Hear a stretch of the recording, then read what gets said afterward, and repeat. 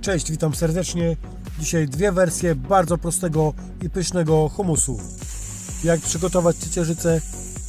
Surowa ciecierzyca zalewamy wodą na 24 godziny, potem przecedzamy i gotujemy około 1,5 godziny. Pod koniec dodajemy łyżeczkę soli i szczyptek kminu rzymskiego na ostatnie 10-15 minut. Jak przestygnie, jest gotowa. Więc możemy zaczynać. Zrobimy pierwszą wersję humusu. 4 pełne łyżki ugotowanej ciecierzycy. Do tego dodaję 3 ząbki czosnku. Czosnek wkrojony, więc biorę teraz się za koperek. Pół ładnego pęczka kopru przekrajam na mniejsze kawałki. Wkładam do pojemniczka, gdzie będzie blenderowane.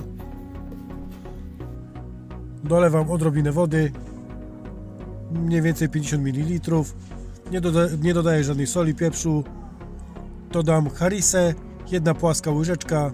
Będzie fajnie ostro czosnkowy z aromatycznym kopereczkiem.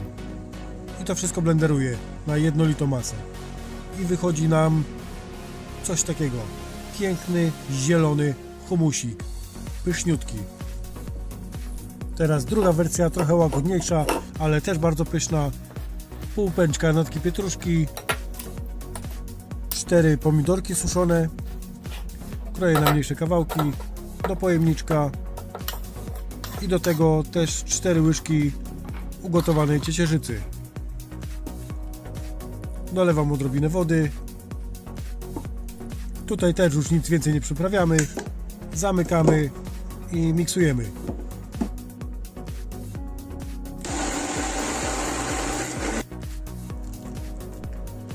I już mamy drugi piękny humusik.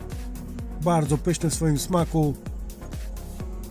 I tak oto w ten sposób mamy dwa piękne humusy. Pierwszy z kopereczkiem, z czosnkiem i z harissą. Lekko ostro, nawet bardzo ostro i bardzo zdrowo. Drugi pomidorki suszone, natka pietruszki. W jednym i drugim ciecierzyca sami ugotowaliśmy. Można z puszki, ale to będzie troszeczkę inny smak. Dziękuję Ci za wspólne gotowanie, za oglądanie. Polecam serdecznie, wypróbuj.